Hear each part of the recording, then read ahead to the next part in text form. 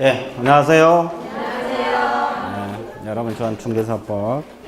자, 오늘 몇 페이지 됩니까?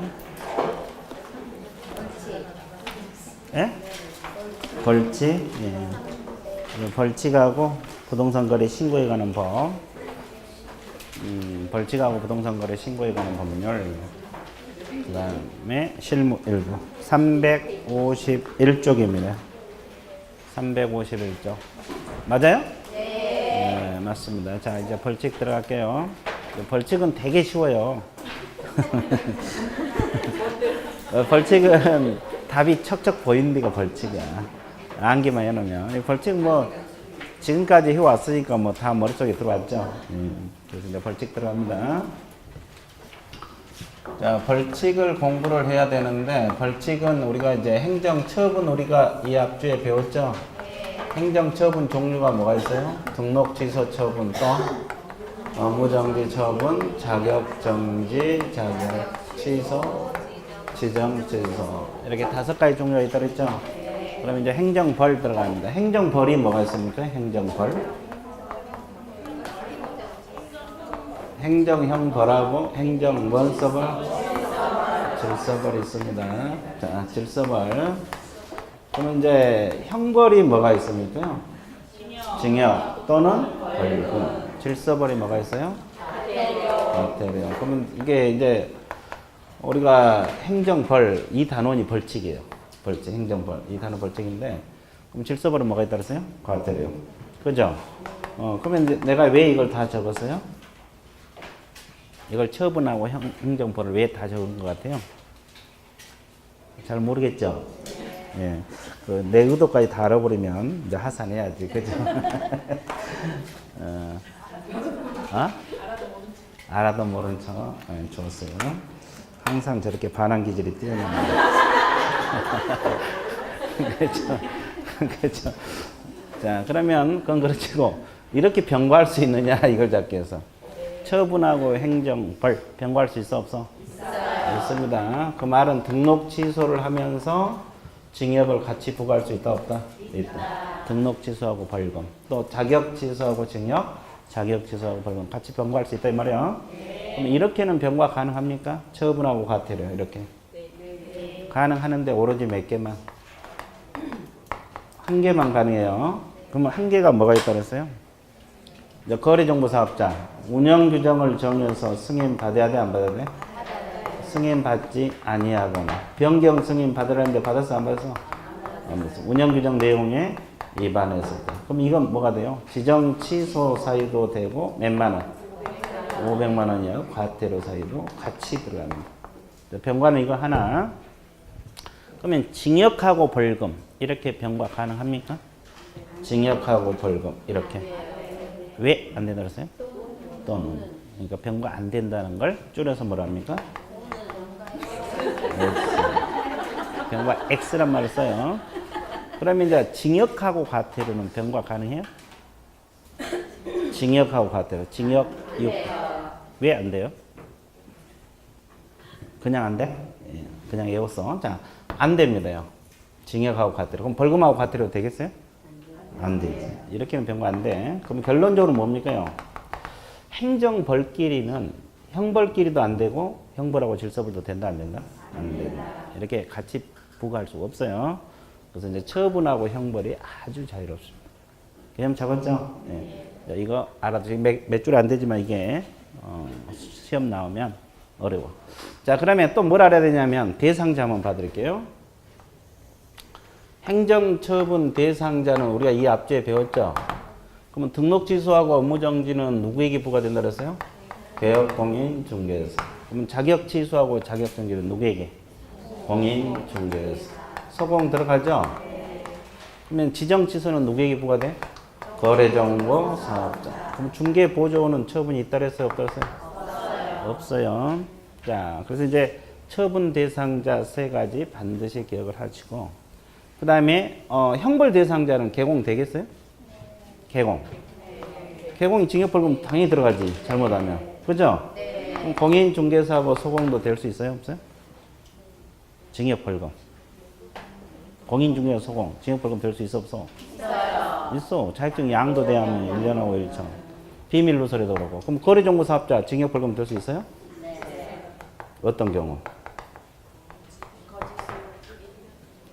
자, 의뢰받지 않는 거 다르게 차별 공개했을 때. 몇 년하고 몇 년? 1년하고 1천. 거래정보 사업자도 징역 벌금 됩니다. 그럼 중개보조원은 징역 벌금 대상이 되겠어요? 안 되겠어요? 안 돼? 그러니까 되냐 안 되냐만 돼.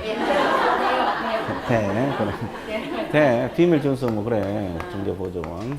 너무 앞서가고 있어 지금. 그러면 무등록업자는 징역 벌금 대상이 됩니까? 네. 네, 다 돼요. 3년하고 3천. 자, 그래서 이제 결국 보조원은 처분 대상은 안 되고 있죠? 무등록업자도 처분 안 되죠? 그러면 징역 벌금은 됩니다. 그래서 이제 그거로 그러면 과태료 대상. 과태료는 개공되겠어요? 안 되겠어요? 되죠. 그러면 공인중개사하고 서공은 자격증 미반납 100만 원이 과태료 됩니다. 그럼 거래정보사업자 과태료 됩니까? 500만 원짜리 많죠? 그럼 보조원이 과태료 돼? 안 된다고 했잖아요. 수없이 했잖아요. 무등록업자도 과태료 안 돼. 그래서 간단하게 공부하는 것은 이 둘만 외우면 되지. 둘은 징역 벌금은 되지만 처분도 안 되고 과태료도 안 된다. 그죠? 나머지 다 되는 것들이니까. 그러면 또 우리가 이 과태료 대상이 되는 거 여기 적힌 거 외에 또 과태료 대상 되는 것들이 있죠? 뭐가 있어요? 한번 찍어봐. 공인중개사협회 그렇지. 몇만 원? 500만 원. 그래 협회가 있어 협회. 그래서 이제 과태료 대상이 이게 쫙 다 나온 거예요. 그래서 이제 이걸 공부를 해 주시면 돼요. 자, 그래서 여러분 거기 몇 페이지입니까? 351쪽은 이것만 알고 있으면 돼. 자, 확인 들어갈게요. 이 내용들이 다 책에 들어있어, 지금. 없는 게 아니라 다 있다고. 자, 그래서 이제, 벌칙 1번에서 두 번째 줄, 뭐가 나와 있어요? 1번에서 두 번째 줄 행정벌 찾았어요? 네. 행정벌로서 형벌하고 뭐가 있다? 질서. 거기에 밑줄 그어놓으시고, 이 개념입니다. 행정벌은 형벌하고 질서벌. 형벌이 징역 또는 벌금, 질서벌이 과태료. 개념 잡았죠? 자, 3번 첫째 줄 밑줄 오세요. 이 처분하고 행정벌, 행정처분하고 행정벌은 원칙적으로 병과할 수 있다. 이렇게 나와 있죠? 부연 설명 나왔어요. 처분하고 형벌은 병과가 아주 자유로워요. 병과할 수 있다. 이렇게 나와 있죠? 그 다음에 세 번째, 그러나 동일 사안에 대해서 형벌하고 질서벌, 형벌하고 질서벌, 징역하고 과태료 병과할 수 없다고 나와 있죠? 그리고 같은 형벌인 징역 또는 벌금도 병과할 수 없다. 나와 있어, 안 나와 있어? 나와 있어. 다 나와 있죠? 그럼 뭐만 안 나왔어, 지금? 그 세 줄에서. 처분하고 과태료, 이거 안 나왔죠, 이거요? 하나 있는 거. 이것만 없고, 나머지는 그 책에 다 나와 있습니다. 나와 있죠? 네, 좋았어요. 그 다음에 또 하나. 4번 보세요. 4번. 4번 이제 대상자 이거 나와 있어 지금. 처분은 뭐 이 앞쪽에 배웠으니까 비교한 거고. 4번 밑줄 보세요. 형벌 부과는 개공, 거래정보사업자, 공인, 소공, 보조원, 일반인 속에 무등록업자 들어있죠? 네. 그러니까 형벌은 다 돼, 징역벌금은. 근데 과태료는 개공, 거래정보사, 공인중개사, 협회 대상으로 한다. 그럼 뭐가 없어 지금? 보조원하고 무등록. 무등록은 과태료 안 된다고. 그렇죠? 예. 그걸 읽어두시면 됩니다. 그래서 이제 누가 부과 대상이냐? 감 잡았죠? 예, 되게 쉬워. 엄청 쉬워요. 그쵸? 쉽죠? 예, 그렇지. 아주 잘 받겠다. 자, 그러면 이제 뒷페이지로 넘어가 보세요. 뒷페이지를 넘어가시게 되면 이제 형벌 들어가는데 몇 년하고 몇 년? 3년하고 3천하고 또 1년하고 1천 이렇게 들어갑니다.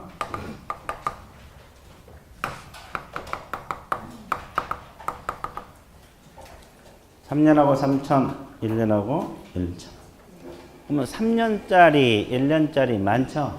네, 두 개씩만 할게요. 3년짜리 1번하고 2번 체크하세요. 1번이 뭐예요?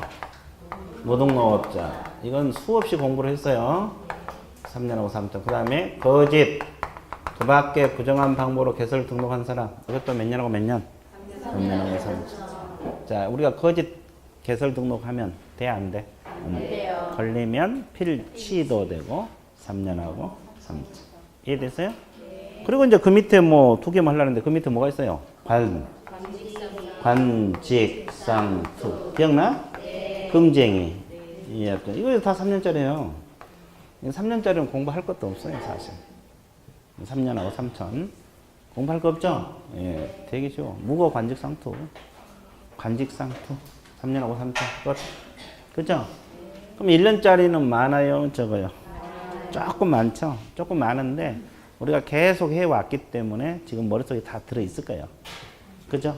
그래서 이제 두 가지만 정리하면, 거기 오른쪽 5번 체크하세요. 임시 중개시설물 설치하라 그랬어요? 하지 말라 그랬어요? 이거 이제 떴다방, 천막사무소, 파라솔, 이런 거 말하죠? 네. 1년하고 1천. 그리고 처분은 뭐가 됩니까? 임치요, 필치? 임치. 그러죠. 그래서 이제 머릿속에 탁탁 떠야 돼, 그렇게. 그러죠? 그리고 11번. 무슨 준수무? 비밀 준수 의무. 언제까지 준수하라 그랬어요? 죽을 때까지 해야 되고, 반의사 불벌죄. 기억납니까? 네. 이것도 몇 년하고 몇 년? 1년하고 1천. 그 정도. 나머지 다 앞에서 했던 거야. 그 정도 정리해 볼게요. 자, 뒷페이지 넘어가세요. 자, 354페이지 그 형벌 효과는 한번 읽어보시면 되고, 그 다음에 양벌 규정 있죠? 네. 양벌 규정 앞에서 우리가 고용인 할 때 한번 했죠? 네. 근데 이거 다시 한번 받을게요. 양벌 규정이 중요해요. 우리 중개사법은 중요해요. 다른 법에서는 뭐 그렇게 신경 안 써도 되는데 우리 중개사법은 양벌 규정이 대단히 중요하거든요. 그래서 이제 양벌 규정 한번 받을게요. 그 양벌 규정이 양가로 1번 있습니까? 네. 예, 그 5줄이 법 조문이에요. 지금 현재 밑줄 보면서 읽어보세요. 5줄. 일단 문장을 익숙하게 만들어야 되니까. 읽고 있어요? 예, 읽으세요.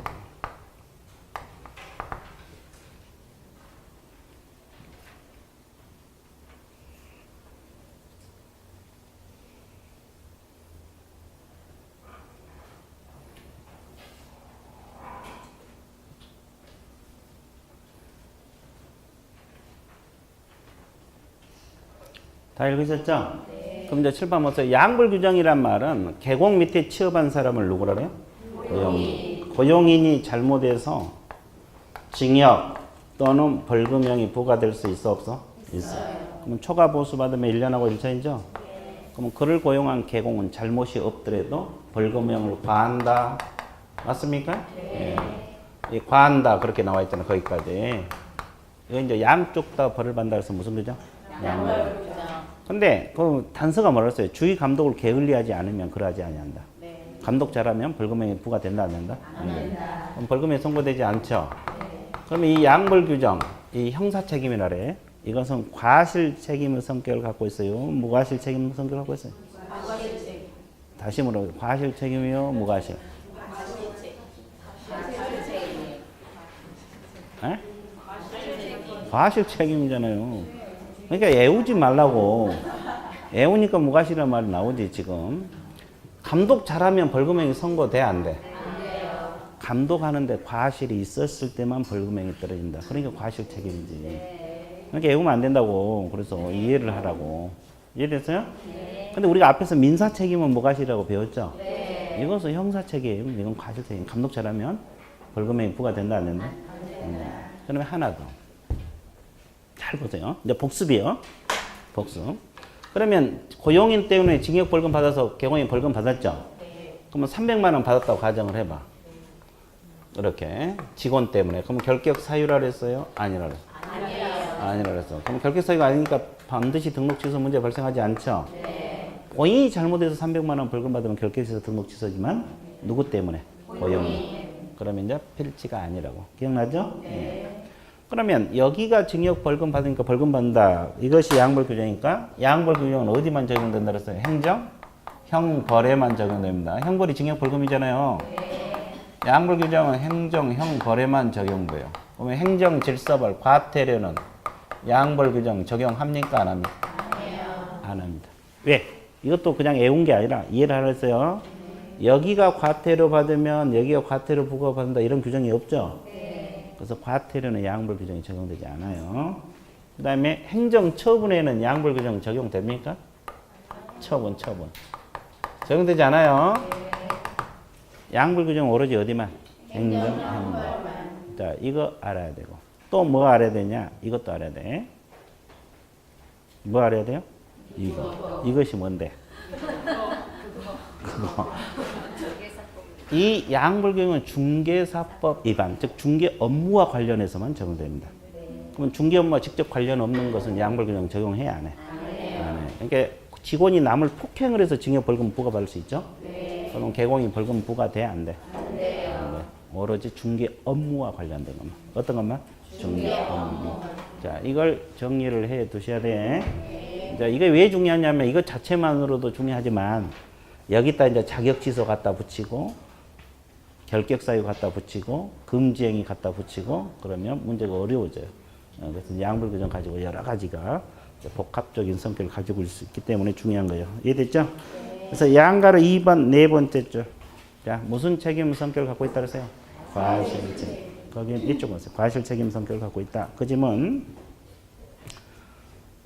감독 잘하면 벌금 안 내려지니까 과실 책임이라고 이해를 하라 해서 외우지 말고. 그 다음에 양가로 3번 두 번째 줄 밑줄 보세요. 중개 업무 관련성이 없거나 이 점은 중개 업무와 관련해서만 양벌 규정 적용된다. 이 뜻이에요. 또 그 옆에 관련성이 있더라도 세 번째 줄, 그 입안에 과태료 해당 경우는 양벌 규정 적용한다 안 한다? 안 한다. 거기도 밑줄 보세요. 오로지 중개 업무와 형벌에만 적용된다는 거예요. 형벌. 그리고 계속 밑줄 보세요. 또한 개공이 동정인 벌금형을 과한다는 것은 고용인과 동일한 법정형에 해당된다는 의미이지 선고형이 같다는 것은 아니다. 자, 이게 무슨 말이겠어요?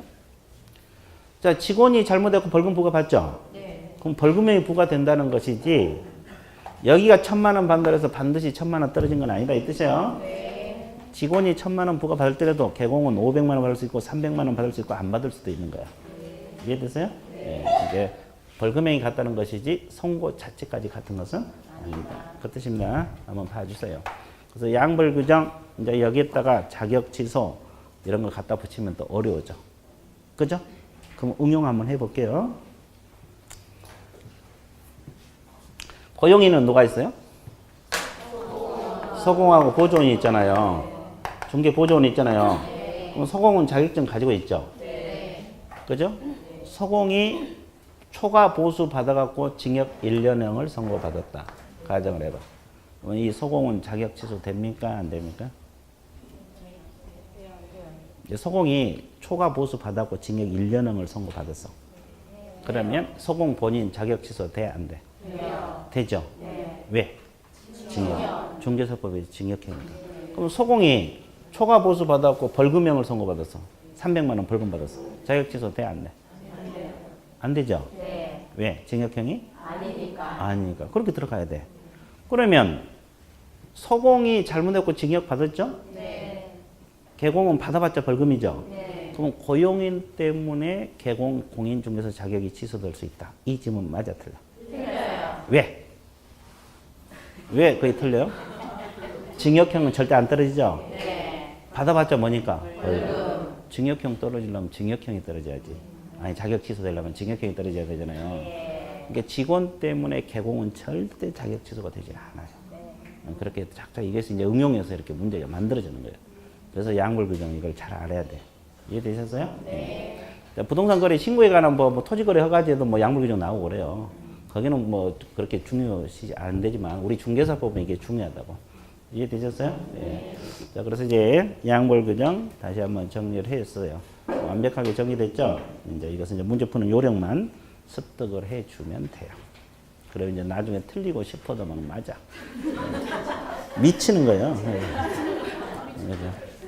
자, 그 다음에 이제 과태료 들어갑니다. 과태료는 몇만 원하고 몇만 원? 500만 원하고 100만 원. 두 가지 있어요. 500만 원짜리 좀 되죠? 100만 원짜리도 좀 되죠? 기본이 9가지씩이요. 자, 두 가지만 할게요. 500만 원짜리 뭘 체크하느냐 그러면 2번 체크해 보세요. 성실 정확하게 확인 설명을 하지 않거나 근거자료 제시하지 않았다. 자, 이건 누가 그랬다는 거요? 개공이 500만 원이요. 개공이 500만 원. 그럼 소공이 이걸 위반하면 자격 정지만 들어가지 500만 원 안 들어가. 소공은 오로지 자격 정지지 500만 원 안 들어갑니다. 그러면 누가 위반했을 때? 개공. 그래서 이제 이게 중요하다고. 그렇죠? 예. 그다음에 4번 체크하세요. 거래정보사업 관련 보고 자료 제출 위반했다. 이게 뭐냐면 거래정보사업자가 감독상 명령에 위반했다 이 뜻이에요. 거래정보사업자가 감독상 명령에 위반했다. 몇만 원? 500만 원. 그럼 이건 지정 취소 돼? 갑자기 목소리가 줄어든다. 지정 취소 되냐고 이거 감독 위반했을 때. 지정 취소 사유에 보면 이또 없어. 그래서 이건 500만 원밖에 안 돼.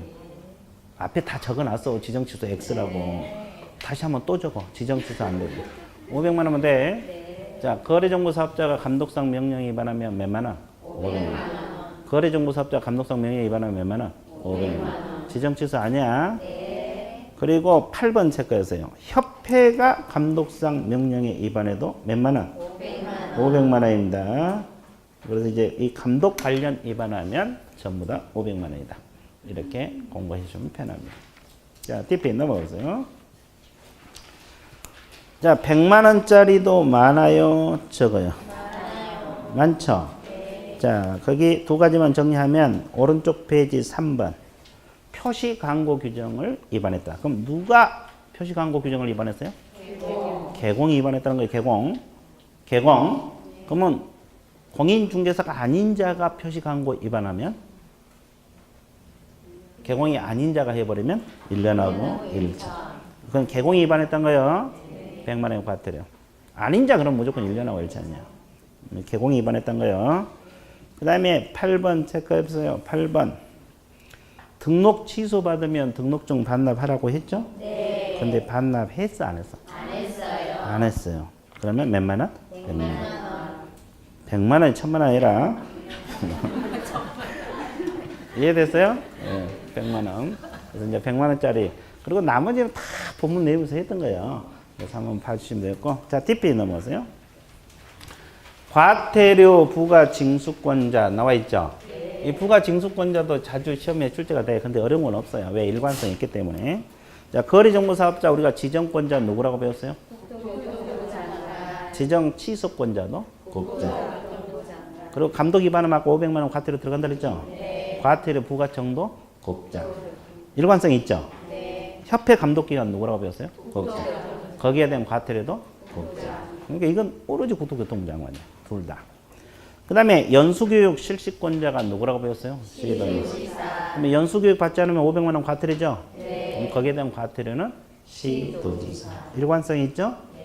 그 다음에 자격증 그러면 오로지 누구? 시도지사. 자격증 교부한 사람 시도지사, 자격 취소권자 시도지사. 그죠? 거기에 대한 과태료도 시도지사. 미반납자 이것도 100만 원의 과태료거든요. 시도지사입니다. 그 다음에 중개 업무 관리비란 개공에 대한 과태료 누구? 등록관청. 이것도 일관성 있어요. 등록할 때 등록관청이 하잖아요.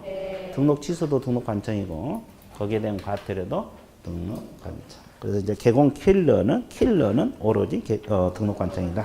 이렇게 알고 있습니다. 이해됐어요? 예. 그래서 부가청은 그렇게 어렵지 않아요. 한번 부가 정리해 두시면 돼요. 끝났어요. 이제 중개사법은 끝. 네, 이렇게 해서 여러분들은 27문제를 마쳤어요. 그렇죠?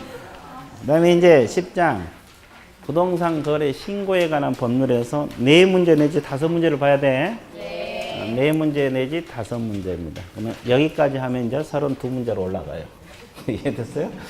4문제 올라가는데 부동산 거래 신고에 관한 법률. 자, 이건 딱 3가지가 있죠. 뭐가 있어요? 부동산 거래 신고 제도가 있고 또 외국인 토지 취득 특례도 있고 또 토지 거래 허가제. 그죠?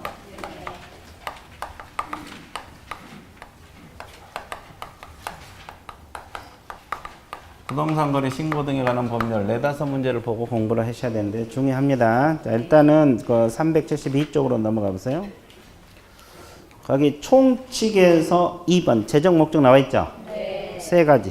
이 법은 부동산 거래 신고 허가에 관한 사항을 정하여 번호 매개사 1번. 또 하나 건전하고 투명한 부동산 거래 질서 확립, 거래 동그라미 거래 질서입니다.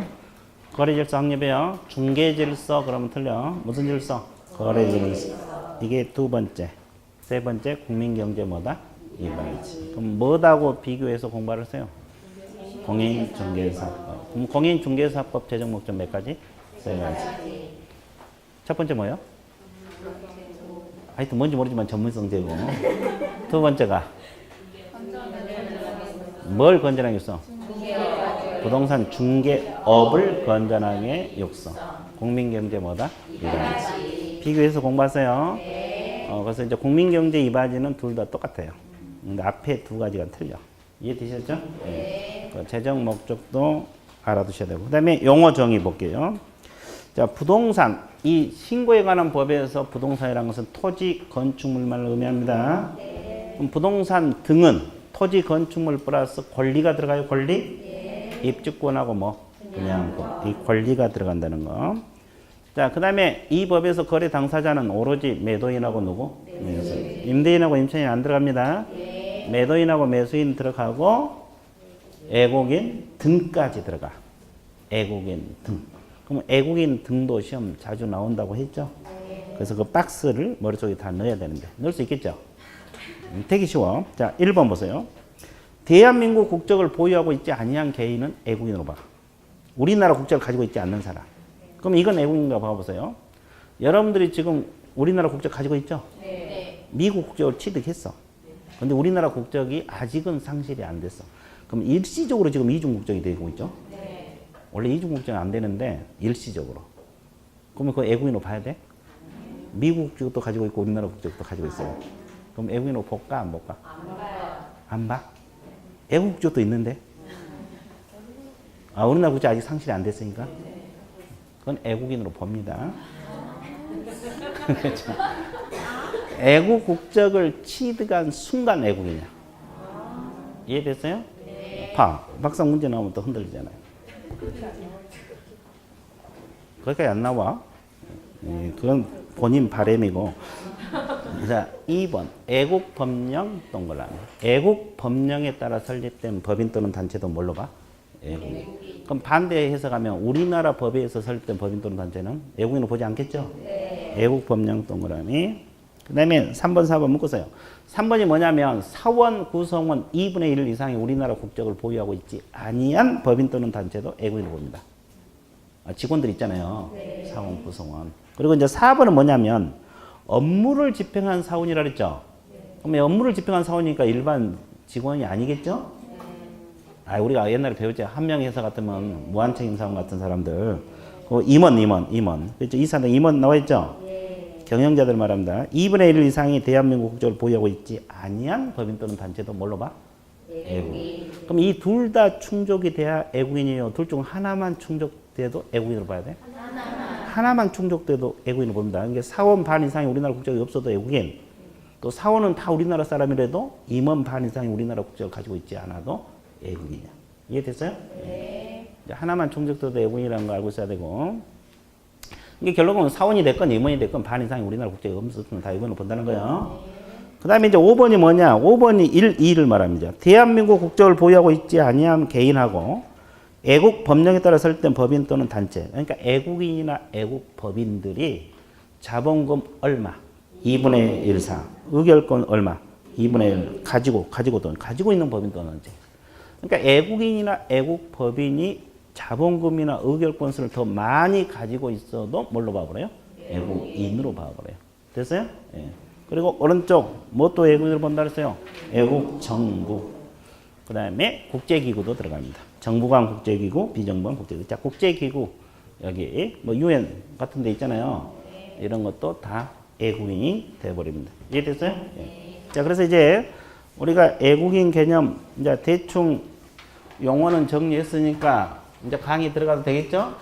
그럼 가장 먼저 나온 것이 부동산 거래 신고제도 나오죠? 네. 자, 신고제도가 시험에 두 문제를 봐야 돼요. 신고제도 파트에서 두 문제를 봐주셔야 되는데, 자, 칠판을 먼저 보세요. 부동산 거래 계약이 이루어진다 가정을 해봐요. 그러면 어디다 신고하라 그랬어요? 신고 관청입니다. 그러면 신고 관청 개념 잡아드릴게요. 신고 관청은 어디를 말합니까? 중개 사무소 소재지 시장구소 구청을 말합니까? 부동산 소재지. 부동산 소재지 관할 시장구소 구청장을 우리가 뭐라 그래요? 신고 관청. 여기다 부동산 거래 신고하라 그랬죠? 그러면 여기서 부동산이란 것은 어떤 부동산만을 의미합니까? 토지하고 건축물을 의미합니다. 그럼 면적 제한 있어요? 지역 제한이 있어요? 없어요. 면적 지역 관계 없어요. 그러면 토지 건축물 지분을 매매한다고 가정을 해봐. 지분 매매. 그러면 신고해야 됩니까? 안 해도 됩니까? 해야 돼요. 아, 지분도 하는 거요? 하는구나. 처음 알았네. 네, 좋았어요. 그러면 임목광업재단, 공장재단의 신고 대상 됩니까? 안 돼요. 안 돼요? 네. 그러면 임목광업재단, 공장재단은 신고 대상이 안 된다고 했죠? 네. 근데 우리가 이건 개공이 중개할 수 있는 중개 대상물은 되죠? 네. 근데 신고 대상은 아니야. 네. 그러면 저건 부동산 거래 신고 대상은 됩니까? 임목광업재단, 공장재단. 부동산 거래 신고는 안 되죠? 네. 그럼 중개 대상물 되죠? 네. 그럼 매수 신청 대리 대상물은 되냐? 쫙 뒤에 경매하고 매수 신청 대리 배우잖아요. 끝을에서 겸업할 때 매수 신청 대리 대상물 되겠어 안 되겠어? 돼? 갑자기 된다고 나왔어. 여기는 모르고 여기는 몰라요? 아 그냥 찍었어? 됩니다. 여러분들 매수 신청 대리 대상물하고 중개 대상물은 똑같아요. 똑같으니까 어디를 봐주셔야 되냐면 저 626페이지 바로 나오네. 621페이지 제목 보고 626페이지를 보세요. 625페이지 제목하고 626페이지. 625페이지 맨 밑에 매수 신청 대리 대상물 녹색 제목 나와 있죠? 6페이지 보면 토지, 건축물, 그 밖에 토지 정착물, 임목, 광업재단, 공장에 나와 있어 안 나와 있어? 그러니까 중개 대상물하고 매수 신청 대리 대상물은 같아요, 달라요? 같아요. 그러니까 이것이 이제 세 개 비교를 해 놓으면 정신 없겠죠? 문제 내놓으면 임목, 광업재단, 공장에 중개 대상물 되죠? 네. 매수 신청 대리 대상물 되죠? 네. 부동산 거래 신고는 이걸 이제 세 가지 비교 문제를 내놓으면 어려워져, 쉬워져? 어려워져. 그럼 셋 다 생각을 해내야 되는데, 그럼 머리가 굴러가냐고. 잘 안 굴러가지. 이해됐어요? 예, 그래서 이제 거기까지 완벽하게 정리가 돼야 돼요. 자, 그래서 한번 연습을 해봤어. 어느 정도 알고 있는가. 근데 그건 분명히 한 것 같은데, 매수신청 대리 대상물은 했죠? 네. 밑줄 그어진 거 보니까 했네. 자, 그러면 원위치 하세요. 이렇게 비교 문제가 나오면 어려워진다는 거 이야기 해본 거고. 자, 그러면 부동산만 신고 들어가요? 부동산을 취득할 수 있는 권리도 들어가요? 권리가 들어가요. 권리가 뭐라 그랬어요? 분양권하고 입주권이 있다고 그랬어요. 이것도 신고 들어가죠? 근데 분양권은 주택 분양권만 신고 들어갑니까? 토지 분양권, 상가 분양권 다 들어가요. 다 들어갑니다. 작년에는 주택만 했는데 지금은 주택 분양권, 상가 분양권, 토지 분양권 다 신고 들어가죠? 네. 그럼 최초로 분양할 때도, 분양받을 때도 신고해야 돼, 안 해야 돼? 해야 됩니다. 네. 최초 분양 계약. 이제 부동산 공급 계약이라는데 이것도 신고 들어가. 분양권은 무조건 신고 다 들어가, 이제부터. 그 다음에 입주권은 다 들어간 건 아니죠? 네. 관리처분 계획 인가, 사업시행계획 인가. 이 두 가지. 관리처분 계획 인가를 받은 입주권하고 사업시행 계획 인가를 받은 입주권만 신고 대상이 들어가. 네. 자, 그러면 여기서 계약이란 말은 책은 좀 이따 봐드릴게요.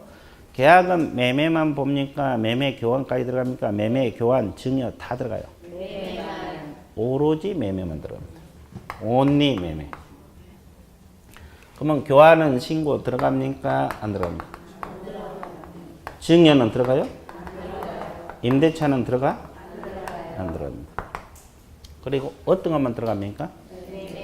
계약만 들어가요. 그럼 판결이나 경매로 통해서 부동산을 취득할 수도 있어 없어? 있어. 그럼 부동산 거래 신고해야 돼 안 해야 돼? 안 합니다. 판결하고 경매. 신고 대상이 되지 않아요. 그러면 직거래 하면 누가 신고해야 돼? 당사자. 거래 당사자. 단독 신고예요, 공동? 공동이란 것은 매도인하고 누구? 매수인 공동 신고입니다. 그죠? 근데 매도인이 됐건 매수인이 됐건 거래사 일반이나 쌍방이 국가나 지방 자치단체 토지공사가 될 수도 있어요? 그럼 누가 신고해야 돼? 그래, 그걸 줄여서 국가 등이 신고를 해야 돼요. 이해됐어요? 네. 근데 거래 당사자 일방이 신고를 거부해 볼 수도 있어 없어? 있어요. 뭐 매도인이 거부한달지 매수인. 그러면 상대 다른 일방이 단독 신고 가능하죠? 네. 그럼 개공 소결하면 누가 해야 돼? 개공. 그럼 거래 당사자는 신고 의무가 없어져요? 네. 신고 의무가 없어져. 그러면 신고는 계약일로부터 며칠? 60일. 잔금 지급일이 아닙니다. 네. 계약 체결로부터 60일. 그러면 신고 관청에서는 신고인에게 뭘 줍니까?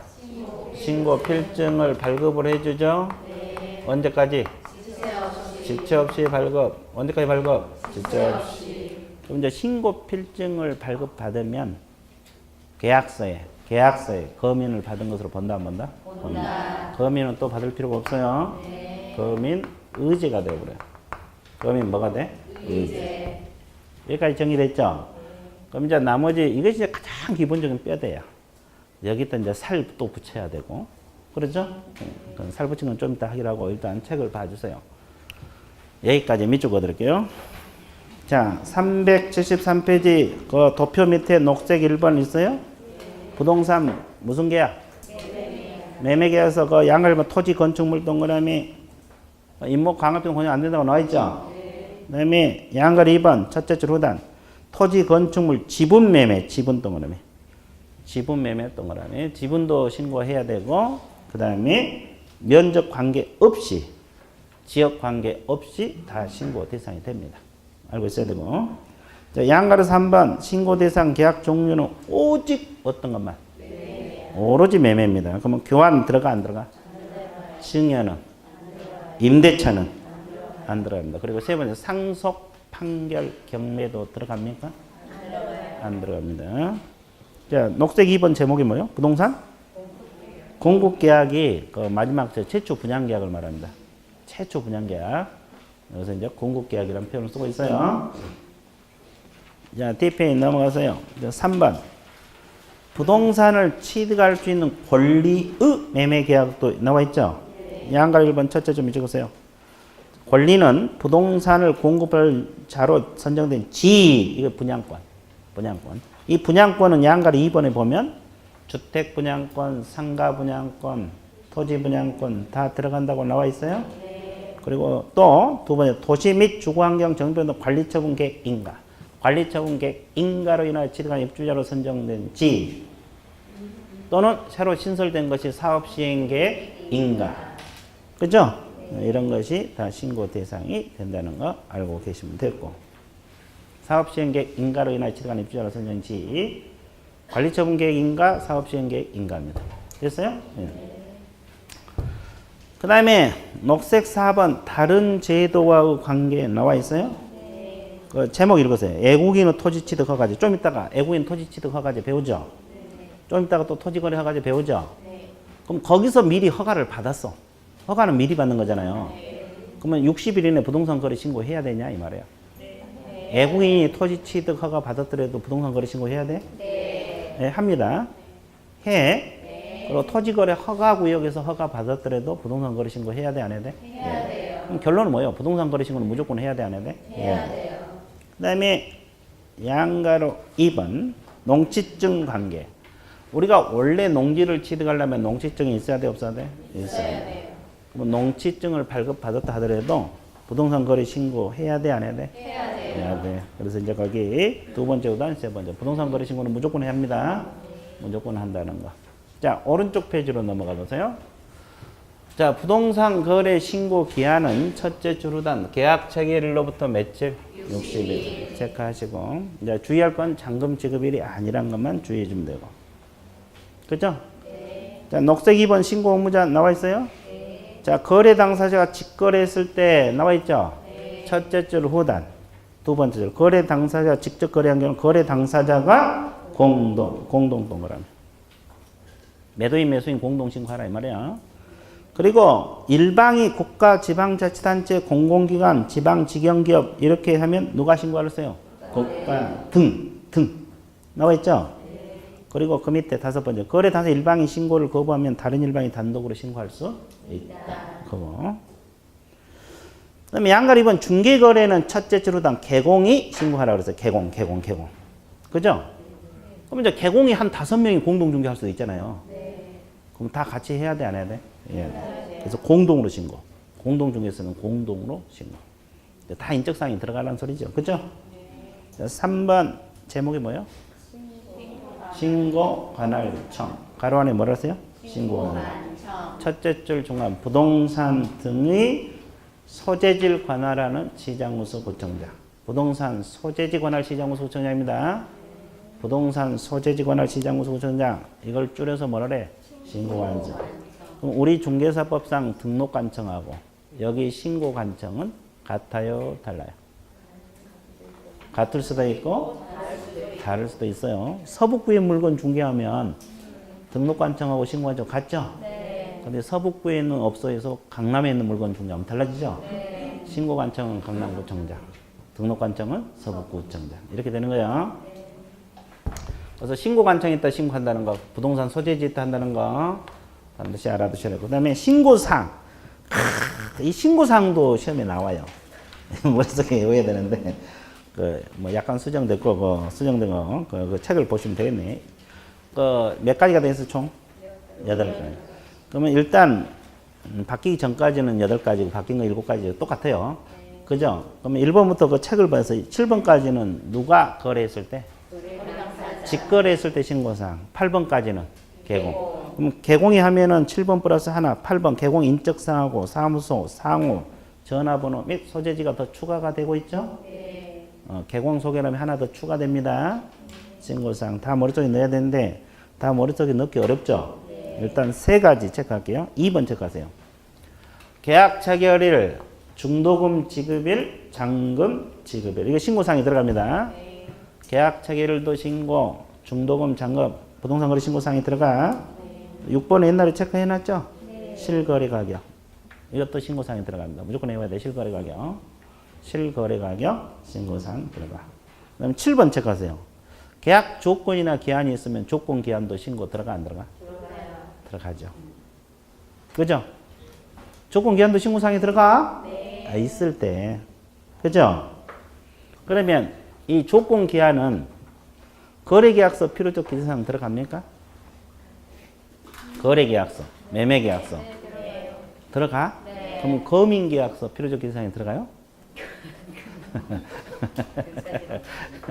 그까지는 안 돼? 그까지는 모르겠어? 다 들어가 다. 이 조건 기한이 지금 부동산 거래 신고사항이 나오잖아요. 거래 계약서도 필요적 기재사항이 들어있어. 거민 계약서도 필요적 기재사항이 들어있어. 다 들어가 있어. 뭔 소리 몰라? 자, 거래 계약서는 어디서 배웠어요? 우리가 이제 한번 찾아드릴게요. 우리가 아무리 바빠도 찾아보고 가볼게요.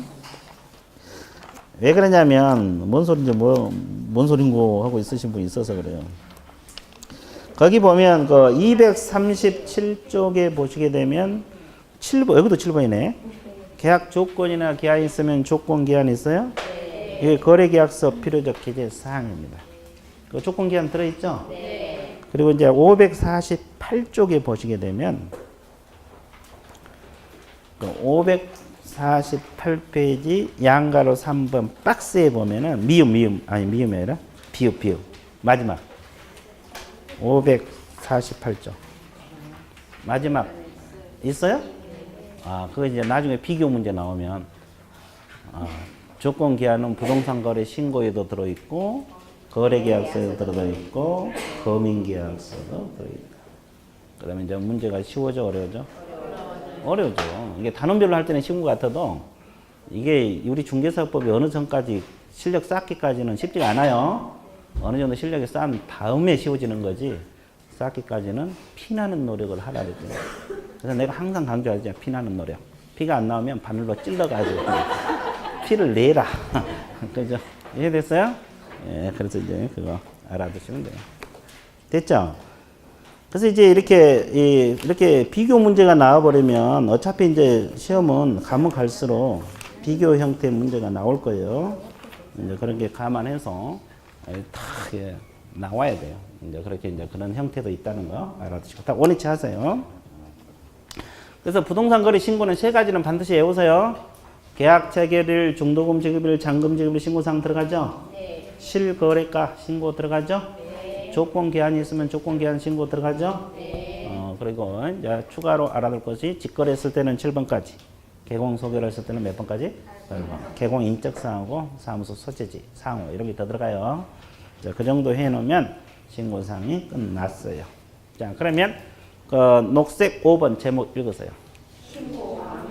자, 그것은 이제 2페이지 걸쳐서 신고 방법이 나와 있는데 칠판을 봐주시면 돼요. 칠판을 보는데 직거래했을 때부터 설명할게요. 직거래했을 때.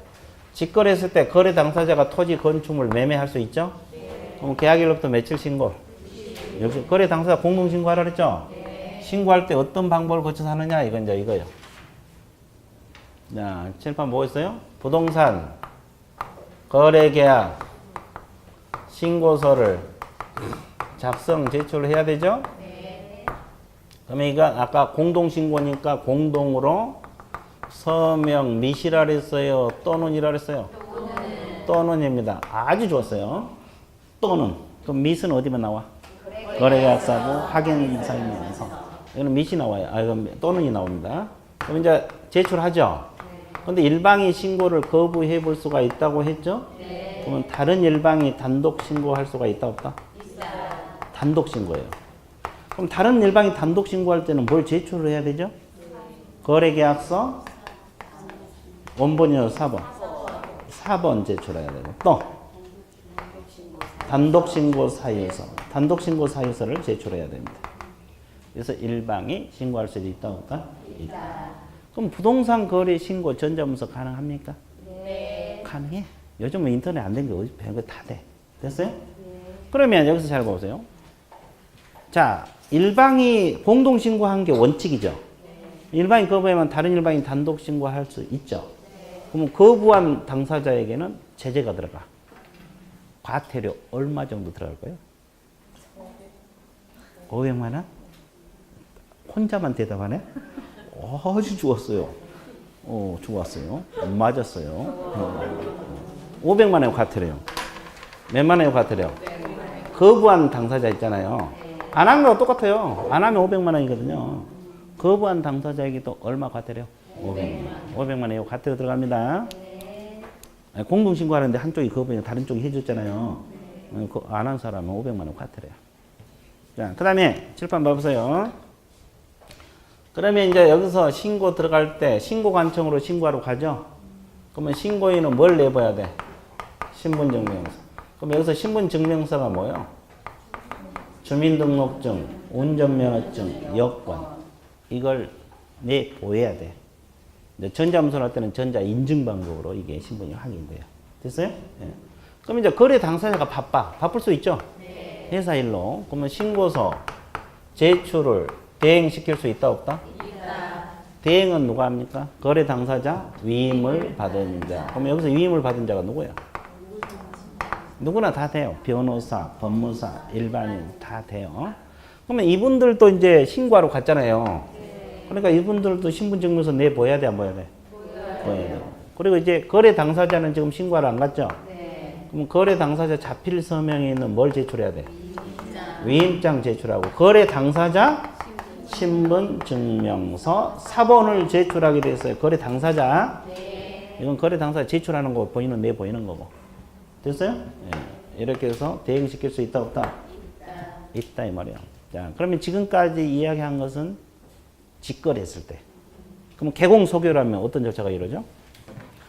개공이 토지 건축물 매매 계약을 중개할 수도 있어 없어? 있어요. 개공이 며칠 내 신고?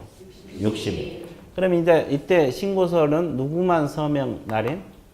개공. 개공이 서명 또는 날인해서 누가 제출? 개공이 제출하죠? 그럼 일방이 거부한단 말은 있을 수 있어 없어? 없어. 그럼 어떤 현상이 발생해요 지금? 일방이 거부한다는 거 있을 수 없다. 그럼 어떤 현상이 발생하냐고. 자, 잘 모르겠죠? 칠판이 깨끗한 현상. 네. 이런 현상이 발생해. 좋았어요. 그러면 여기는 누구 신분증명서 내봐야 돼? 개공. 개공이 신고하러 갔으니까. 그럼 개공도 바쁘면 대행시킬 수 있어 없어? 있어요. 근데 개공 대행권자는 오로지 누구만? 소공만 되는 거야. 오로지 소공만. 그죠? 그러면 소공 신분증명서 내보여야 되겠죠? 네. 대행하러 갔으니까. 네. 그럼 이거 제출하느냐고. 개공 이임장하고 개공 신분증명서 4번. 이거 제출해야 안 해? 안 해요. 안 해. 이거 좀 특이해요. 이해됐어요? 네. 개공이 이임 준 사람이잖아요. 네. 이건 제출하지 않아요. 네. 여기까지 이해되셨어요? 네. 그것까지. 그것이 이제 그 376페이지, 7페이지 내용의 전부야. 자, 체크 들어갈게요. 확인 들어갑니다. 양가로 1번 방문 신고 있습니까? 네. 거래 당사자 신고, 기억 신고서 작성 제출 나와 있죠? 네. 두 줄 밑줄 그으세요. 신고하려는 거래 당사자 동그라미, 공동 동그라미 또는 동그라미, 공동으로 서명 또는 날인해서 제출하면 됩니다. 어디다 제출? 신고하는 부동산 소재지. 자, 니은 단독 신고 나와 있죠? 네. 첫째 줄, 두 번째 줄 밑줄 그으시면 돼요. 일방이 신고를 거부하는 경우는 다른 일방이 단독으로 신고할 수 있다. 이 지문 체크하시고, 그 다음에 세 번째 후단 단독 신고 사유서입니다. 상대방이 신고 거부 사유서가 아니라 요즘은 이제 단독 신고 사유자로 수정이 됐다고 했죠. 네. 그리고 그 밑에 줄 거래계약서 4번 이 두 가지 첨부해서. 이해되셨어요? 예. 옛날에 수정표가 나갔어요. 이 파트가 많이 바뀌었잖아요. 혹시 수정표 안 받으신 분은 사무실에 가서 달라면 돼요. 자, 디귿에 보면 신분증 제시 나와 있어요? 네. 신분증이란 뭐 주민등록증, 운전면허 여권 같은 거 제시해서 신고를 합니다. 신고관청에. 자, 오른쪽 페이지 제출 대행 나와 있어요? 네. 첫째 줄 밑줄 보세요. 한 네 줄 다 밑줄 그어야 돼. 신고 의무자 위임을 받은 자, 위임을 받은 자는 누구나 가능하다 그랬죠? 네. 뭐 변호사도 될 수 있고 법무사도 될 수 있어요. 대행할 수 있다. 이 경우 계속 밑줄 그으세요. 신고서 제출 대행한 자는 신분증명서를 신고관청에 보여주라고 했죠? 네. 그리고 거래계약 신고서 제출을 위임한 거래 당사자의 자필 서명에 있는 뭐다? 위임장. 위임장 동그라미. 글씨가 적어졌네. 편집을 잘못해서 그래요. 위임장 동그라미. 그리고 이제 거래계약 신고서 제출을 위임한 거래 당사자 신분증명서 뭐? 4번. 신분증명서 4번 동그라미. 그걸 제출하여야 한다. 이렇게 나와 있죠? 네. 자, 그 다음에 자, 동그라미 2번 개공이 소개를 하면 누가 신고하라 그랬어요? 개공. 그 첫째 줄 두 번째 밑줄 보세요. 신고하는 개공 동그라미, 서명 또는 날인 신고한 제주는 이 지문. 개공 단독 신고입니다. 그 다음에 니은. 자, 개공 동그라미. 누구 신분증명서 내보이라 하세요? 개공. 개공만 동그라미. 그 다음에 디귿 첫째 줄 두 번째 줄. 자, 대행은 개공 이임을 받은 누가? 소공 동그라미. 자, 개공 대행권자는 아무나 된 게 아니야. 변호사, 법무사 안 됩니다. 보조는 안 됩니다.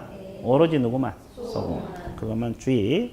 그리고 이제 그 네 번째 줄, 다섯 번째 줄 나와 있어요. 주의할 점을 하고 당사자 지금 대행하는 경우와 달리 소공은 개공 후 이임장하고 신분증명서 4번을 제출한다 안 한다. 그렇지 뭐. 이해됐어요? 예. 그리고 이제 양가리 2번 전자문서는 인터넷 들어가고 로그인 해갖고 공인인증서 갖춰가지고 들어가서 신고하는 거예요. 이해됐어요? 예, 그런 상식으로 한번 읽어두시면 돼요. 자, 뒷페이지 넘어가세요. 6번에 보시게 되면 신고 필증 발급 나와 있어요? 네. 자, 언제까지 발급한다 그랬어요? 지체 없이. 이거 밑줄 보면 돼요. 두 번째 줄 지체 없이. 그리고 이제 양가리 2번 거민 의제 나와 있죠? 네. 그래서 신고 필증을 교부받으면 매수인은 거민을 받은 것으로 본다 안 본다? 본다. 그럼 거민 받을 필요가 없다. 이런 뜻이 되는 겁니다. 이해되셨죠? 예. 그 다음에 금지행위는 벌칙이 나오니까 뭐 여기서 볼 필요 없고 8번 보세요. 제목 밑줄 보세요. 부동산 거래 가격 검증 체계 구축 운영 나와 있죠? 자, 여기서 검증 체계를 구축 운영한 자는 누가 됩니까? 국장. 주어만 동그라미. 국토교통부 장관. 동그라미 쳤어요? 자, 양가로 2번 제목 미적어서 신고 가격 적정성을 검증한 자가 누구라고 했어요? 시장군 구청장. 이걸 신고 관청 같은 말이에요. 신고 관청 동그라미. 무슨 관청? 신고 관청. 뒤바뀌면 안 돼. 검증 체계를 구축 운영한 자는 국장. 적정성을 검증한 자는 신고 관청. 이게 뒤바뀌면 안 된다고. 자, 그다음에 양가로 3번 검증 결과 통보 나와 있죠? 자, 신고 관청 동그라미. 신고 관청은 검증 결과를 부동산 소재지 관할 세무관서장에 통보 동그라미. 며칠에 통보하라고 나왔어요? 없어. 기간 규정이 없어. 근데 이제 15일 내에 통보한다면 또 좋다. 또 지체 없이 통보한다면 좋다. 기간 규정이 없어. 이런 게 어려워. 이런 게 어렵다고. 여기는 통보하란 말만 나와 있지. 기간 구체적인 규정이 없죠. 그것 주의. 그러면 통보받은 세무관서장은 국세, 지방세, 부과를 위한 과세 자료로 활용할 수 있다 없다? 있다. 뭐 이렇게 나와 있죠. 되게 쉽죠. 어려워? 예. 그럼 이제 여기까지 하고 조금 그럼 쉬었다 할게요. 예. 어려워지려니까.